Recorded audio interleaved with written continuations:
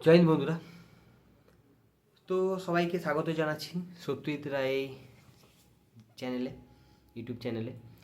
তোমাদেরকে first of all বলে রাখি, আজকের এই ভিডিওটা হচ্ছে কেন তোমাদের এই এত রাতে পোস্ট করলাম। তো অনেকেই দুশ্চিন্তায় আছো, অনেকেই মন হতাশা হয়ে গেছো, ঠিক আছে?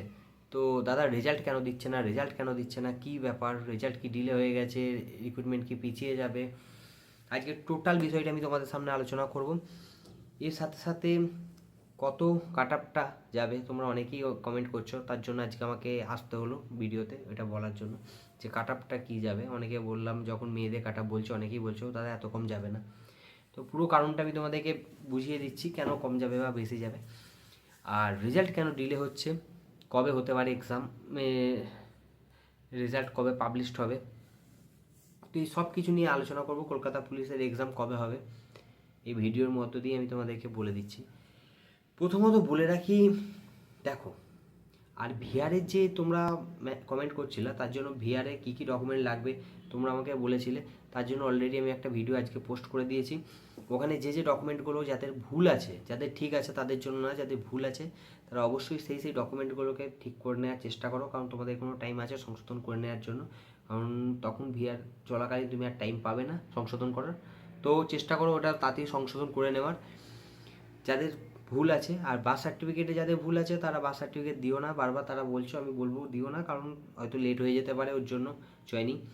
তুমি কোর্টে রেপি দিয়ে দেবে, খুব ইজিলি হয়ে যাবে। কি দরকার আছে তোমার নিজের জয়নিংটাকে আরও স্লো করার?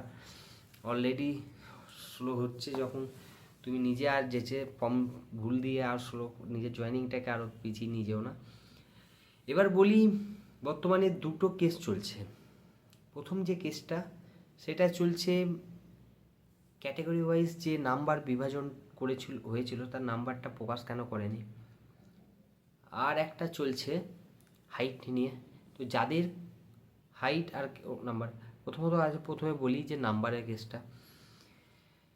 তোমরা আগে কখনোই দেখোনি যে পিআরবি, যে কলকাতা পুলিশের বা ওয়েস্ট বেঙ্গল পুলিশের যেই প্রিলিমিনারি পরীক্ষা হোক, প্রিলিমসের সময় রেজাল্ট দিয়ে দিয়েছে, কিন্তু মেন্সের সময় এই যে কে কত নাম্বার পেয়েছো সেটা নাম্বারটা দেয়নি। কারণ কি, পিলি হচ্ছে একটা কোয়ালিফাই পেপারস, তাই সেহেতু সেখানে নাম্বার শো করছে, তোমরা দেখতে পাচ্ছ। কিন্তু সেক্ষেত্রে তুমি যখন মেন্সে দেবে তখন মেন্স প্লাস ইন্টারভিউ মিলিয়ে আমাদের তারপর রেজাল্ট শো করা হয়, তো তারপর সেই রেজাল্ট দেয়। সেরকম ঠিকই কলকাতা পুলিশেও তাই হয়, তো কখনোই দেয়নি। তো এটা, আর দ্বিতীয় যেটা হয় হয়েছে, মানে কেস চলছে সেটা হাইট নিয়ে। যারা কেস করেছিলাম মেয়েরা, তাদের হাইটের জন্য তাদেরকে আবার পিএমটি পিইটি করানো হবে। তো তাদের পিএমটি পিইটির জন্য কি রিক্রুটমেন্ট স্লো হয়ে যাবে না কাটা বেড়ে যাবে? তো প্রথমত বলি, হাইটের জন্য হয়েছে, তাদের আবার পিএমটি পিইটি করিয়ে, তাদেরকে ফর্ম ফিল আপ করিয়ে পিএমটি পিইটি করিয়ে আবার তাদের পথ চলবে। তো এই দুটো কোনো কিছুর জন্যই তোমাদের রিক্রুটমেন্ট পিছিয়ে থাকবে না, রিক্রুটমেন্ট ঠিক মতোই চলছে। তো ইন্টারভিউ ঠিক টাইমে চলে শেষ হয়ে যাবে।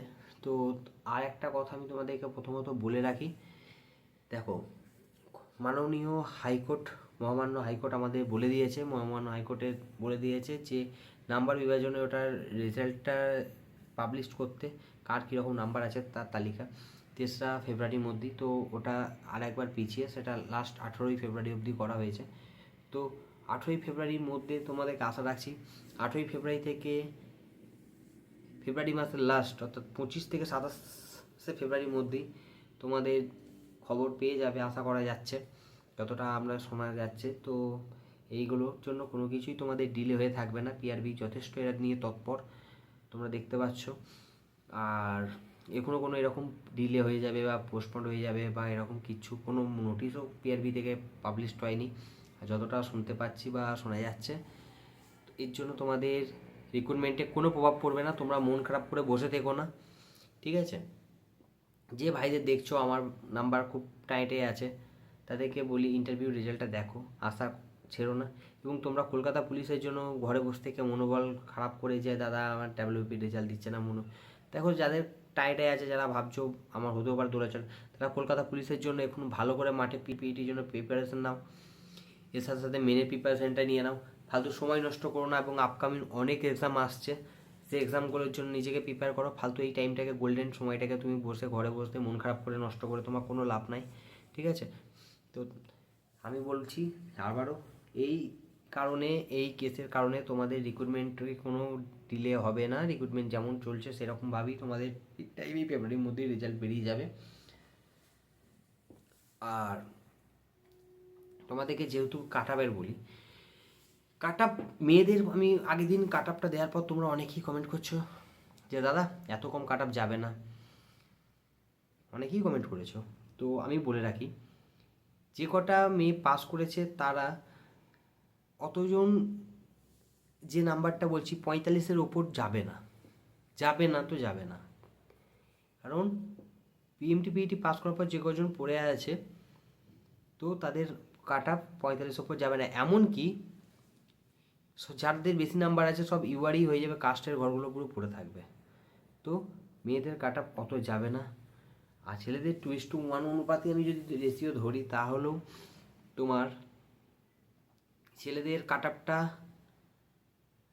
ধরে রাখো 63, 62 থেকে 63, 62 থেকে 63, 59-এর নিচেও নামবে না, 59ও যাবে না, 60-এর নিচে নামছে না। আর 63 থেকে প্লাস 1 ধরো 64, এর ওপর উঠবে না, ইম্পসিবল উঠবে না। এটা আমার প্রেডিকশন, আমি যতটা আমি হিসাব করে দেখলাম, এর বেশি যাওয়া সম্ভব নয়, ঠিক আছে? একটা ইন্টারভিউ নাম্বারও একটা অ্যাভারেজ থাকে। এবার বলছো যার দাদা 54 আছে সেই যদি 10 পেয়ে যায়, যার দাদা 60 আছে সেই যদি 10, আর ভাই যে 60 আছে তাকে 15 ইন্টারভিউতে তোলা চারটিখানি ব্যাপার নয়। ইন্টারভিউতে গেলে তুমি দুটো কোশ্চেনের উত্তর দিয়ে দিয়েছো, বা সব কটা কোশ্চেনের উত্তর দিয়ে দিয়েছো বলে তোমাকে 15 দেবে না। শুধু কোশ্চেনের উত্তর দিলেই যে নাম্বার পাওয়া যায় তাতে ইন্টারভিউতে নাম্বার থাকে না, ঠিক আছে? কারণ যে 60-এর নাম্বার আছে, ধরো যার 60+ আছে, সেই ইন্টারভিউতে হতেও পারে 7 পেয়েছে। যেটা 55 নাম্বার আছে সেই ইন্টারভিউতে হয়তো 15 পেয়েছে, ঠিক আছে? তো বেশি নাম্বার আছে মানে সবার সেভাবে ইন্টারভিউতে ভালো পাবে তারপর, এটা কথা নয়, ঠিক আছে? সব কিছু একটা ব্যালেন্সে চলে, আমাদের মন গড়া কাহিনীতে চলে না, আমাদের আনুমানিক ভিত্তিকে কিছুই হয় না। তো আমি আবারও বলে রাখি, 65-63-র ওপর কাট আপ যাবে না, ঠিক আছে? তোমরা এই নিয়ে কোনো টেনশন করো না। রিক্রুটমেন্ট ঠিক টাইমেই এগুচ্ছে এবং ঠিকভাবেই তোমাদের জয়েনিং হয়ে যাবে। আর একটা কথা বলে রাখি, যে কলকাতা পুলিশের পিএমটিপিএটি এটা এখন আই থিঙ্ক হবে না, কারণ অনেকগুলো প্রসেসিংয়ের মধ্যে চলছে পিআরবি। এদিকে পিআরবির ডাব্লিউবি জয়েনিংটাকে তাড়াতাড়ি করানোর চেষ্টা করছে, এদিকে সাব ইন্সপেক্টরের মেন এক্সাম চলছে। তো সাব ইন্সপেক্টরের মেন একদিকে, ডাব্লিউপি জয়েনিং, তো ইন্টারভিউ চলছে অলরেডি, তার মধ্যে সব কিছু একটা ব্যালেন্সে চলবে। তো এই দুটো একটার মধ্যে হয়ে গেলে তারপর হয়তো কলকাতা পুলিশ নিয়ে ভাববে। তো এই মুহূর্তে তার মধ্যে মধ্যে ইলেকশন ঘোষণা হয়ে গেলে তো আর কিছু করার নেই। তো ধরে রাখো তোমাদের কলকাতা পুলিশের পিএমটি পিইটি এখন হবে না, এটা ভোটের পরই হবে, যতটা আমি আর অনুমান করা যাচ্ছে, ঠিক আছে? তো এই নিয়ে তোমরা যারা মার্কস একদম কম আছে, তো তারা আশা ছিল না, যতক্ষণ না তুমি চাকরি পাচ্ছ ততক্ষণ পর্যন্ত লড়াই করে যাও। কলকাতা পুলিশটা তোমার হাতে আছে, এটাও ছিল না। যাদের কলকাতা পুলিশের পিএমটি পিইটিতে উইক আছো, যাদের মাঠে উইক আছো, তারা ভালো করে প্র্যাকটিস করো। যাদের নাম্বার বেশি আছে তো তারা মাঠে যাও, এখন থেকে শুরু করে দাও, টেনশনে কিছু নেই। যাদের একটু কম আছে, আমি কাট আপে, কলকাতা পুলিশের কাট আপ আমি নিয়ে আসবো তোমাদের নেক্সট ভিডিওতে। আমি কলকাতা পুলিশের কাট আপ সম্বন্ধে আমি আলোচনা করব। আর মোটর ভেহিকেল কেস আমি বললাম, যে মোটর ভেহিকেল কেসে যারা একটা ভাই কমেন্ট করেছে মোটর ভেহিকেল কেস, তো মোটর ভেহিকেল কেসে তোমাদের কোনো প্রভাব পড়বে না। শুধুমাত্র আজকে ভিডিওতেই বলেছি, ক্রিমিনাল কেস যদি থাকে তখনই তোমার উপর প্রভাব পড়বে, তোমার জয়েনিং হয়তো পিছিয়ে যেতে পারে, ওগুলো ক্লিয়ার না থাকলে, কারণ ওগুলো স্পেসিফিক ফর্মে উল্লেখ থাকে, ঠিক আছে? আর যেহেতু তোমাদেরকে বলে রাখি যে কাট আপ ছেলেদের যেটা বললাম বা মেয়েদের যেটা বললাম, 65-63 আর মেয়েদের 45-এর ওপর কোনো মতেই যাবে না, ঠিক আছে? তো যারা ভেবেছো মেয়েরা পিএমটি পিইটি পাস করেছো, ম্যাক্সিমাম জনের সিলেকশন হয়ে যাবে, কারণ তত মেয়ে নাই, আর ইন্টারভিউতে 4-5 জন করে অলরেডি কমই চাই, ঠিক আছে? তো তোমরা টেনশন করো না, সিলেকশন পেয়ে যাবে। যাদের ভালো মার্কস আছে তো তারা তো আরও শিওর থাকছো, এবং যাদের কম মার্কস আছে তারাও ভেঙে পড়ো না, কারণ ইন্টারভিউটা এখনও বাকি আছে। ইন্টারভিউ নাম্বারটা অ্যাড করাটা এখনও কেউ জানে না কত ইন্টারভিউ নাম্বার পেয়েছো, ঠিক আছে। তো ইন্টারভিউ নাম্বার পেয়ে গেলে অনেকটাই, যাদের কম নাম্বার আছে অনেকটা এগিয়ে গেলে, যাদের ভালো নাম্বার আছে যাদের ইন্টারভিউ তো হয়ে গেছে তারা অনেকটাই পিছিয়ে যাবে। ঠিক আছে, তো অ্যাভারেজভাবে এইভাবে একটা তোমাদের কাট আপ তৈরি হবে। তো ওইভাবে বলে দেওয়া যায় না, যে কমেন্ট করতে সবাই পারে দাদা আমার 60 আছে, 70 আছে, 75 আছে, সব ফালতু কথা। ঠিক আছে, রেজাল্ট বেরোক, নিজেও দেখতে পাবা কাট আপ। ঠিক আছে, তো এই নিয়ে টেনশন করো না, প্রিপারেশান নাও, নেক্সট কলকাতা পুলিশের জন্য প্রিপারেশান নাও। আপকামিং এসআই এক্সাম বেরোবে, আবার ডাব্লিউবি কনস্টেবলের ভ্যাকেন্সি বেরোবে। তো তোমাদের সামনে এক্সাইজের ভ্যাকেন্সি বেরোনোর কথা আছে।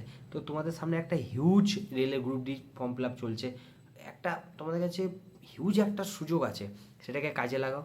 যে একটা পরীক্ষা দিয়ে দিয়েছো, ঠিক আছে দিয়ে দিয়েছো, পরেরটার জন্য প্রিপারেশান নাও না, প্রবলেম কী আছে? তুমি তো কোনো জয়েনিং তো আর করোনি, যেহেতু তুমি জানো না অলরেডি জয়েনিং তুমি কোনটাই করবে। তোমার যেটা, তুমি আগে নিজে একটা সিলেকশন পাও, তারপর তুমি রেস্ট নিও, তারপর তুমি চিন্তা করো, ততক্ষণ আগে পর্যন্ত তুমি লড়াই করে যাও। ঠিক আছে, এটাই আমি বলবো। তো ঠিক আছে, দেখা হবে নেক্সট ভিডিওতে। থ্যাংক ইউ, ধন্যবাদ।